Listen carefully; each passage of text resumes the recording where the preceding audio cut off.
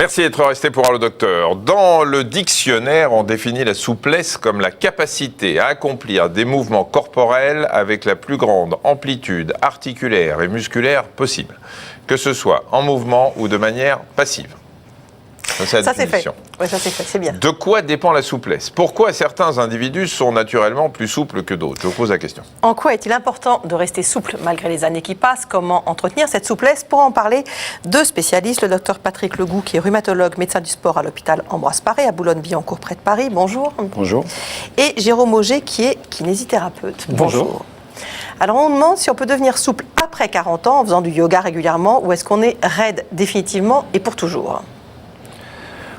Un jour, on est raide pour toujours. Oui, il faut continuer à s'assouplir. Et donc, avec les années, effectivement, la capacité articulaire, la mobilité articulaire diminue. Donc, physiologiquement... Ça, c'est inéluctable, ça. Ça, c'est inéluctable. Alors, effectivement, tout le monde ne part pas du même point. Il y a des hyperlaxes et puis des gens moins laxes. Et donc, les hyperlaxes enraidissent leur articulation plus tard. Néanmoins, chacun doit entretenir son niveau de mobilité articulaire. Mais l'hyperlaxité, c'est une maladie, c'est pathologique, l'hyperlaxité. C'est-à-dire ce sont les contorsionnistes, par exemple. Par exemple, alors si vous prenez l'exemple, si vous voulez tester une articulation, vous prenez votre épaule et vous essayez de tourner jusqu'à 90 degrés. Et si au-delà de 90 degrés, vous pouvez définir, par exemple, une hyperlaxité. Mais sans être hyperlaxe, est-ce que c'est quelqu'un si on n'est ni dans l'hypolaxité ni dans l'hyperlaxité, est-ce qu'on peut tous arriver à un même niveau en s'entraînant? Non, pas sur le plan ligamentaire. D'accord, ça on n'est pas égaux. Sur le plan musculaire, probablement, tendino-musculaire, probablement. Sur le plan ligamentaire, on n'est pas tous égaux. Il y a juste plein de téléspectateurs là qui sont en train de faire ça, donc ça veut dire quoi? Non, on les connaît. Là, voilà, parce que là, si vous voulez aller en arrière, moi je vais en arrière, je suis pas hyperlaxe. Il faut que vous bloquiez votre épaule. Pas compenser. À 80, là, ici, il faut que vous bloquiez ici, et après vous faites partir en armée derrière. Oui, et là, vous n'allez pas au-delà de 80 degrés. Non, malheureusement. Je ne pense pas. Vous prenez aussi votre poignet. Et puis, si vous allez au-delà de 90 degrés, là, c'est déjà un petit peu plus, vous êtes déjà un petit peu plus souple. Là, je suis souple, moi. Vous trouvez? Au niveau du poignet, vous êtes un peu plus souple, vous n'êtes pas hyperlaxe. J'ai toujours été très souple de cette région. Ce qui, dans la vie, est pratique pour jouer au tennis ou pour faire un ping-pong ou des choses comme ça. Est-ce qu'on peut, à 71 ans, demande Robert, retrouver une certaine souplesse, notamment des hanches et des genoux, avec une pratique de la danse, nous demande-t-on? En fait, ça dépend si c'est une souplesse qui est d'origine articulaire, enfin une raideur qui est d'origine articulaire ou musculaire. Donc là, on parle des hanches et des genoux, donc c'est des régions articulaires. Donc ça rejoint ce que disait le docteur Legout, c'est-à-dire que c'est plutôt sur une laxité capsulo-ligamentaire. Si c'est d'origine musculaire, on peut améliorer avec des étirements. Si c'est articulaire, malheureusement... Il y a quelques techniques en kinésithérapie qui permettent d'améliorer, mais on ne redeviendra pas souple comme certains contorsionnistes ou des gymnastes. Il y a beaucoup de gens qui viennent voir le kiné que vous êtes sans avoir de souffrance, de douleur ou de véritable arthrose, juste parce que les gens se sentent moins souples. Oui, alors en fait, ils viennent pour, c'est ce qu'on appelle la prévention primaire, ils viennent pour rester souples, rester jeunes ou essayer de maintenir des capacités fonctionnelles dans leur vie de tous les jours. Et ils viennent pour ça un petit peu, pas beaucoup. Alors ça, c'est pas remboursé par la Sécu parce que c'est pas sur ordonnance. Non. Ils viennent juste pour faire des mouvements, que vous leur expliquez les choses. Alors en fait, ils viennent au cabinet, donc déjà on leur fait un bilan. Et s'ils n'ont pas besoin, on essaye de pas trop les garder chez nous quand même. On leur donne des conseils, des auto-étirements, des auto-postures. En revanche, s'il y a des raideurs musculaires, là, on les garde un petit peu, on les étire, on leur fait faire des choses. On leur met en place des étirements, des conseils d'hygiène de vie. Et donc là, après, on les laisse rentrer chez eux sous le contrôle de... Voilà. Alors on demande en fait, de quoi dépend la souplesse? Est-ce que ça ne dépend que des muscles ou également des articulations? En fait, ça dépend de quoi? La souplesse, en fait, il faut toute l'articulation. Il y a la capsule, les ligaments. La capsule, c'est aussi une membrane très importante qui peut se rétracter dans certaines pathologies. Par exemple, un sportif qui a beaucoup utilisé son épaule après une carrière peut avoir une rétraction capsulaire. Donc il y a les ligaments qui à l'état peuvent être très, très laxes ou pas. Et puis après l'unité tendino-musculaire qui peut avoir une certaine souplesse. Mais en gros, tout est important.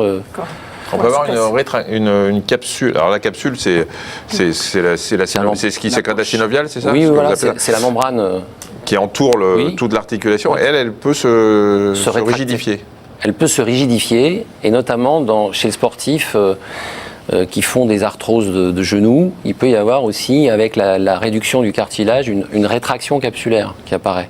Et d'ailleurs, le rôle du kiné, c'est de posturer un petit peu, d'étirer, de récupérer un peu d'amplitude. Ouais, faire des étirements spécifiques de la capsule. Alors justement, si très tôt, je sais pas, 30, 40, 50 ans, on s'étire spontanément, tout seul, c'est-à-dire qu'on tire, par exemple, si on se met le bras derrière... C'est une question de Michel C. d'ici les Moulineaux. Hein. Oui, pour la trentaine. Pour la trentaine. Bien sûr, Michel. Si par exemple je fais ça tous les jours pour essayer de tirer un peu sur mon articulation de l'épaule, est-ce que ça va la rendre plus souple plus longtemps, ou est-ce que finalement je vais finir par tirer sur des muscles et m'entraîner des tendinites ou des choses comme ça? En fait, il y a deux éléments de réponse. La première, c'est s'il n'y a pas de pathologie, le fait de faire des étirements, comme vous venez de montrer, ça peut aider à entretenir une certaine souplesse ou au moins une certaine amplitude articulaire pendant un certain moment. Si en revanche, il y a une pathologie qui touche la capsule, le fait de faire ce mouvement-là sera peut-être pas forcément impossible, mais du coup, ça va augmenter la mobilité sur des zones qui n'ont pas besoin d'être augmentées. Et la partie qui est raide, qui nécessitera des étirements spécifiques, cette partie-là restera raide. C'est comme sur une chaîne avec des maillons. S'il y en a 2, 3 qui sont raides et que vous cherchez à bouger la chaîne de manière globale, c'est les maillons supérieurs qui vont bouger. Mais ceux qui sont raides resteront raides. Donc là, c'est pareil pour la capsule. Si on fait ce mouvement-là, la capsule restera raide si on ne fait pas des étirements spécifiques de certaines parties de la capsule. Stretching, yoga, pilates, on nous demande quelles sont les meilleures disciplines pour s'assouplir. Alors, le stretching, on va en parler. Oui, le stretching, il y a plusieurs techniques, parce qu'il y a le stretching passif et puis le stretching dynamique, qui consiste à faire du travail excentrique, c'est-à-dire le muscle se contracte en même temps qu'il résiste. Et ça, c'est pour nous, en pathologie et pas en pathologie, ce sont les étirements les meilleurs. Le yoga, je suis d'accord et pas d'accord. Je pense que là encore, pour certains patients qui ont une raideur naturelle, ou qui commencent à avoir une arthrose de certaines articulations, vouloir à tout prix étirer et faire des postures passives sur l'articulation, c'est peut-être pas le top du top. Bon, je ne nie pas que ça peut récupérer de l'amplitude, mais il faut adapter aux patients, en tout cas. Et le pilate, c'est plus, d'après ce que j'ai compris, une technique composite entre exercice d'étirement et de renforcement. Ce qui est bien, parce qu'en fait, il ne faut jamais dissocier les étirements du renforcement. D'accord. Alors justement, on va parler du stretching. Pour rester souple avec les années, il est donc, on l'a entendu, important de s'étirer. C'est ce qu'on apprend à faire, notamment pendant ces cours de stretching. Reportage Marie Guyot et Louise Mallet. On rentre le nombril, on rentre la tête et on redresse toute la colonne pour un étirement, un auto-grandissement du dos. Étirer ses muscles, relâcher les tensions de son corps, entretenir sa mobilité articulaire, c'est le but du stretching. Une discipline qui fait de plus en plus d'adeptes chez ceux qui veulent rester souples malgré les années. J'ai fait de la danse très jeune et j'aime entretenir cette souplesse, j'aime me sentir bien dans mon corps et sentir que tout fonctionne bien. Et on tire sur le flanc gauche. On tire sur le flanc gauche, encore, encore, encore. Je suis une jeune grand-mère et voilà, on doit se plier 10 fois pour ramasser les petits jouets, etc. Et c'est vrai que c'est un plus d'être souple. Et pour gagner en souplesse, la respiration a son importance. Expirez. Très bien, inspirez, soufflez, gardez le talon à la fesse et basculez tout doucement. Parfait, allez, on tient, on souffle. Je travaille la respiration dans chaque mouvement et dans chaque muscle étiré pour pouvoir aller plus loin dans l'amplitude articulaire parce que le muscle, grâce à la respiration et notamment sur l'expiration, les fibres qui constituent le muscle vont s'étirer les unes par rapport aux autres. En entretenant sa souplesse, on prévient aussi de nombreuses pathologies. Quand on a un petit problème de sciatique, si on met en application ce qu'on apprend au cours de stretching, on s'aperçoit qu'on arrive à s'en débarrasser. J'avais des tendinites et des contractions musculaires à répétition.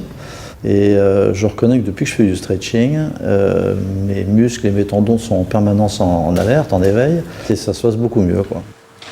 Je le vois dans mes élèves, le cours de stretch, le cours de souplesse va leur permettre de rester jeunes dans leur posture sans avoir recours au bistouri et de façon plus naturelle. D'ailleurs, pour certains, cela fait partie intégrante de l'hygiène de vie. C'est un besoin, comme de se lever, de prendre son petit déjeuner, de faire sa toilette. Je fais du stretching en plus avant de m'habiller, voilà. Ça fait partie de ma vie. C'est presque un réflexe en fait.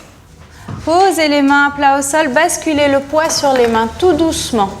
En plus d'un cours hebdomadaire, il est conseillé de faire chaque jour 10 minutes d'étirement à la maison. On me demande si dans certains cas, les exercices d'assouplissement peuvent être déconseillés. Est-ce qu'on ne peut pas aussi se blesser ? Alors, dans certains cas, ça peut être déconseillé. Effectivement, s'il y a une hypermobilité, en fait, on va augmenter encore plus la mobilité et ça peut déclencher des douleurs. Ensuite, il peut y avoir certaines zones du muscle qui ont besoin d'être étirées plus que d'autres. Donc, le fait d'étirer globalement, ça peut engendrer des problèmes parce que les muscles sont toujours en 3 dimensions et les postures qu'on utilise sont généralement des postures assez globales sans aller spécifiquement dans l'anatomie du muscle. Donc, effectivement, ça peut poser quelques problèmes. Et le fait de trop tirer, parfois, induise des lésions aussi à l'intérieur du muscle. Mais on le sent, là, il y a une douleur qui est un signe d'alerte quand même ou pas ? Alors pas forcément. Si vous tirez très fort, très vite, oui, là vous allez le sentir. En revanche, des fois, le fait d'aller très loin dans l'étirement peut induire des phénomènes de contracture à l'intérieur du muscle qui donnent des douleurs, pas forcément tout de suite, mais dans les 12 à 24 heures qui suivent. Alors vous connaissez Mathilde, elle a une jambe gauche qui a toujours été moins souple que sa jambe droite. Elle demande si c'est dû à ses sciatiques récurrentes. Est-ce que le fait d'avoir des sciatiques à répétition fait que vous finissez par compenser ? Elle a tout à fait raison. Une douleur sciatique, c'est quoi ? C'est une douleur qui part du dos et qui traverse la fesse, qui passe souvent la face postérieure des ischio-jambiers et qui descend dans la cuisse. Donc la rétraction des ischio-jambiers est très fréquente de façon associée à une sciatique comparativement à l'autre côté. Mais sinon, est-ce qu'on a toujours une jambe moins souple que l'autre ou pas ? Est-ce qu'on est aussi là, après, décalé par rapport à... c'est plutôt la configuration de départ qui fait qu'on a peut-être un membre, parfois, on a un membre plus court que l'autre, même très souvent, et donc il peut y avoir un membre qui est un peu plus en flessum ou en récurvatum, et donc ça induit une rétraction, etc. Enfin, on a des membres différents au départ. Ce sont des villages gaulois. Voilà, exactement. Très bien. Les maux de dos peuvent-ils provenir d'un manque de souplesse ? Ah oui. De toute façon, je pense que aussi il peut y avoir cette rétraction des ischio-jambiers, le bassin antéversé, la mauvaise position, bien sûr. Et là, le kiné peut intervenir. En fait, c'est toujours pareil. Quand on parle de maux de dos, en général, on parle de la région lombaire. Même ça peut être ailleurs, et le fait de s'étirer, ça va étirer des parties globales sur l'ensemble de la chaîne polyarticulée du corps, mais la zone qui souffre, elle n'est pas travaillée. Donc en fait, on gagne de la souplesse à une zone, mais on travaille la mauvaise. Donc oui, effectivement, ça peut provenir d'un manque de souplesse. C'est surtout les parties postérieures, les ischio-jambiers, les triceps, donc les muscles des mollets, également le thorax, et ça peut donner des problèmes au niveau lombaire. C'est-à-dire que les problèmes lombaires, comme un lumbago par exemple, ou d'autres douleurs lombaires, peuvent être dus au fait que comme on est moins souple des ischio-jambiers, c'est-à-dire les muscles derrière la cuisse ou des genoux, etc., on va faire des mouvements qui sont antiphysiologiques, par exemple, pour ramasser quelque chose, alors que sinon on se fléchirait un petit peu.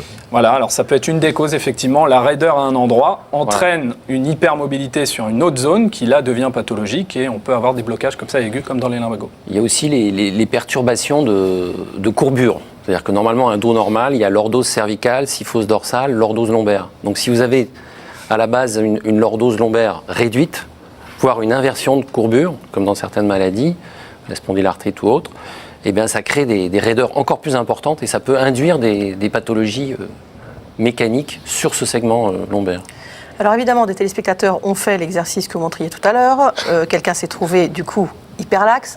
Donc d'abord, c'est pas une garantie, il faut vraiment le vérifier parce qu'on peut tricher et être pas vraiment de bien hyperlaxe. bloquer l'épaule, il faut c'est pas vraiment évident, mais bloquer l'épaule. au cas où elle serait hyperlaxe, elle demande si c'est grave. C'est embêtant quand même parce que ça crée de l'arthrose, non, les hyperlaxes. Alors les hyperlaxités, d'abord, ça peut créer des accidents d'instabilité. L'hyperlaxe peut devenir instable. Des luxations. Luxation gléno-humérale. Donc parfois on est obligé de les opérer, de les restabiliser. Gléno-humérale, c'est les luxations de l'épaule. Voilà. Je traduis. Marina, par exemple, régulièrement, depuis 18 ans, fait des luxations. Elle a des luxations spontanées, Marina. Bon. Très bien. Il peut y avoir aussi d'autres... Il est dubitatif. Je ne vais pas vous demander de le refaire. Non, c'est bien, on connaît. Allez-y, là, pour voir. Non, elle se luxe l'épaule, voilà. Allez-y. Hop, regardez ici le fameux coup de hache externe. C'est-à-dire qu'elle a sorti donc la glène, c'est-à-dire l'os de l'humérus, l'os de l'humérus, la tête de l'humérus de la glène. Donc, vous rentrer? Moi, ça me plaît beaucoup ce que vous faites. Allez-y, encore. Hop là. Alors il y a un geste qui est caricatural, c'est de mettre l'épaule comme ça en armée et de pousser, en arrière de l'épaule pour essayer de déboîter. En général, quand on essaye de faire ça, le patient dit stop, arrêtez tout. C'est un bon test d'appréhension. Et Marina, elle va avoir de l'arthrose ou pas?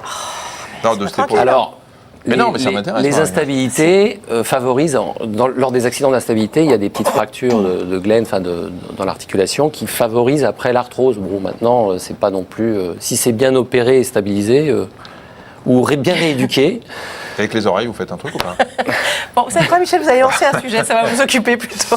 Alors, une blessure ou un traumatisme entraîne souvent des raideurs articulaires et musculaires. Des séances de kiné sont souvent nécessaires pour retrouver donc de la souplesse et récupérer la mobilité. Reportage Marie Guyot, Jean-Philippe Bellotti. Ça va bien? Vous avez pu faire un peu vos exercices? Je fais mes exercices le soir. Jeanne est venue consulter sa kinésithérapeute il y a 2 mois, suite à une déchirure à l'épaule ayant entraîné des raideurs dans tout le haut du corps. Donc, rappelez-vous, on commence toujours par un massage qui vous fait du bien, qui va permettre de détendre la région lombaire et qui nous permettra de mieux travailler ensuite en étirement.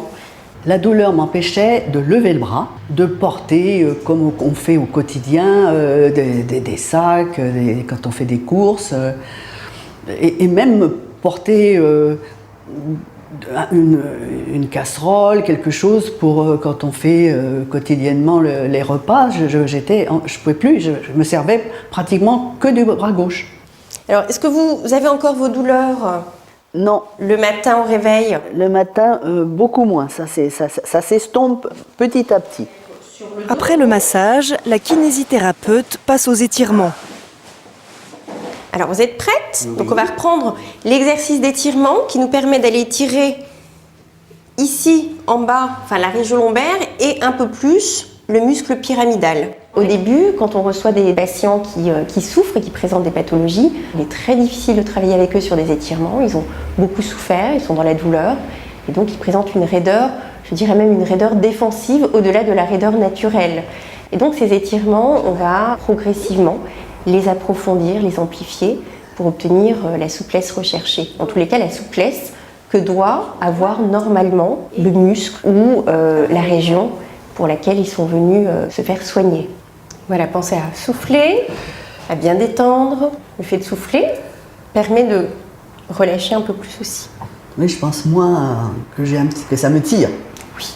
Si Jeanne a gagné en souplesse, c'est parce qu'en plus des séances de kiné, elle s'exerce très régulièrement à la maison. En fait, il est important de s'étirer tous les jours parce que l'on est de plus en plus sédentaire, malheureusement, dans nos vies. Et quand on propose des étirements tous les jours, il faut savoir que ça restera quand même des étirements assez courts, mais efficaces. Généralement, pas au-delà de 30 secondes ou de la minute.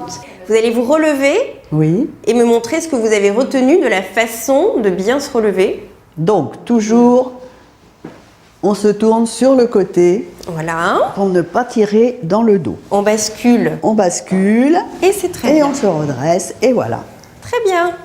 Jeanne reviendra dans 1 semaine pour une prochaine séance de kinésithérapie. Alors, lorsque je m'étire le dos, il craque. Est-ce qu'il faut arrêter ou au contraire continuer, nous demande-t-on? C'est difficile à dire, ça dépend quels sont les bruits de craquement qui sont ressentis. Si c'est des phénomènes de cavitation, un peu ce qui se passe quand on mobilise ses doigts un peu loin, c'est pas bien gênant. Après, s'ils sont des craquements liés à par contre des rencontres osseuses ou des phénomènes arthrosiques, c'est quand même assez déconseillé de continuer. Il vaut mieux consulter et demander l'avis d'un médecin. La souplesse, ou le manque de souplesse, est héréditaire, nous demande Claire. C'est un petit peu ce qu'on a dit tout à l'heure. Vous voulez dire que je vous repose des questions voilà. auxquelles on a déjà répondu. Donc l'hyperlaxité ligamentaire est quand même génératrice de... Non mais l'hyperlaxité, oui, mais est-ce que le fait d'être plus ou moins souple, sans être vraiment dans la pathologie quand même, dans l'hyperlaxité, est-ce que le fait d'être souple, c'est quelque chose qui se transmet ou pas du tout? Ah oui, globalement oui, mais de quelle souplesse on parle à chaque fois, c'est ça qui se transmet. Et en général, ce qui se transmet, c'est la partie plutôt ligamentaire, quoi. Quels exercices peut-on faire chez soi pour travailler sa souplesse? Alors, en gros, tout ce qu'on peut voir chez le kiné, donc tous les auto-étirements, les Michel a bien vu auto-postures. ce qu'on pouvait voir chez le kiné. Vous avez bien vu. Voilà. Ouais, c'est ce que j'ai fait. Ouais. Vous faites ça. Oui. Exactement, par exemple. Bon voilà, après tout ce qu'on voit, tous les étirements en fait qui sont faits par un kiné peuvent être faits de manière autopassive, donc faits par le patient lui-même, ou ça peut être fait aussi par des instruments, des attelles, des appareillages divers et variés qui permettent de tenir ces positions d'étirement. Et donc ça reproduit à peu près ce qu'on voit chez le kiné. Les ballons aussi? Alors les ballons, ça peut être bien, mais le problème, c'est l'instabilité causée par le ballon. Donc là, il faut en plus travailler l'équilibre en même temps. Voilà, plus le renforcement musculaire. Donc bon, à condition de s'entraîner, de toute façon, on s'améliore sur ça. Pas de Je n'ai problème. pas compris tout de suite, vous faisiez référence au sujet. Mais je vois que ça vous a ralenti le cerveau, Michel. Hein. Non, c'est pas ça, c'est que j'ai pas complètement compris tout l'exercice, je pense. Parce que vous n'avez pas écouté du tout. Non, c'est pas ça, c'est que je pense qu'il faut faire des travaux pratiques. Il faut y retourner. Il faut aller être voir sûr. pour D'accord. voir ce que cette dame proposait. Je comprends bien. Comment retrouver sa souplesse en cas de spondylarthropathie? Spondylarthrite ankylosante. Alors la spondylarthrite, c'est une maladie qui peut effectivement inverser les courbures, c'est-à-dire vous avez pas mal de gens qui ont des spondylarthrites qui ont une lordose lombaire disparue, donc il faut retrouver par des mouvements en lordose. La lordose lombaire, c'est le fait d'être cambré. Voilà, c'est le fait d'être cambré. Ouais. Donc, ce qui est naturel. Voilà, la disparition de la courbure naturelle chez ces patients-là est un facteur un peu péjoratif et il faut travailler, il faut qu'en kiné, alors on travaille les étirements des articulations, les postures. On évite aussi que la hanche, parce que la hanche est souvent atteinte aussi. C'est une maladie particulière, c'est une maladie. Oui, c'est une maladie avec une inflammation importante des articulations. Il y a des patients qui ont un gène qui s'appelle antigène HLA-B27, etc. Et donc la prise en charge kiné est très particulière et ça mérite effectivement une adaptation en fonction de chaque patient. Il y a des patients qui ne sont pas du tout raides et d'autres qui sont déjà pas mal en raidie. Il faut s'adapter. On a parlé tout à l'heure stretching, yoga, pilates. On nous demande s'il y a d'autres sports qui favorisent la souplesse. En gros, tous les sports qui vont un peu dans le sens de l'amplitude et à contrario, plutôt éviter tous les sports qui ont tendance à tasser, comme les sports par exemple le tennis ou le basket. C'est pas souvent des gens très raides, très souples, pardon. Et à l'inverse, les gens qui font, les sportifs qui font de la gym, de la danse, plutôt des sports d'étirement qui eux sont généralement la natation, plus souples. On a l'impression qu'avec les mouvements en plus dans l'eau, donc. On demande si l'aquagym est conseillé pour la souplesse. Ouais, c'est pas déconseillé en tout cas. Oui, donc c'est pas le truc le plus performant. Quoi. Voilà, mais la natation, c'est un très bon exemple de ce qu'on disait tout à l'heure, c'est-à-dire que la natation va entraîner une souplesse articulaire à cause des positions extrêmes, mais en revanche, au niveau musculaire, ce sont des gens qui sont extrêmement raides, parce qu'ils ont besoin de beaucoup de force. C'est quand même un sport de force, la natation. Ouais, ça, c'est pour les nageurs professionnels, pour Manodou, mais pour tout un chacun, ça peut être pas mal. Ça peut être très bien, effectivement. Moi, je pense que c'est mieux de faire de la natation pure que de l'aquagym, parce que la natation reproduit justement les courbures naturelles, sur le ventre ou sur le dos. Merci beaucoup pour toutes ces explications. Demain, dans Allo Docteur, on verra comment on conserve ces aliments, pour éviter de gâcher ou pour éviter de tomber malade. Et puis on vous redira bien sûr que demain soir, nous sommes à l'antenne pour une enquête de santé, en direct, sur le sucre. Oui, c'est en direct, donc personne n'a pu voir l'émission, pour l'instant. Non. Puisque c'est en direct. C'est ça, c'est en direct, c'est pas encore fait, c'est sera demain. On se retrouve demain donc à 13h40 pour un petit tour de chauffe et ensuite à 20h35 pour le prime sur le sucre. Merci de votre fidélité. À demain. Très bon après-midi, au revoir.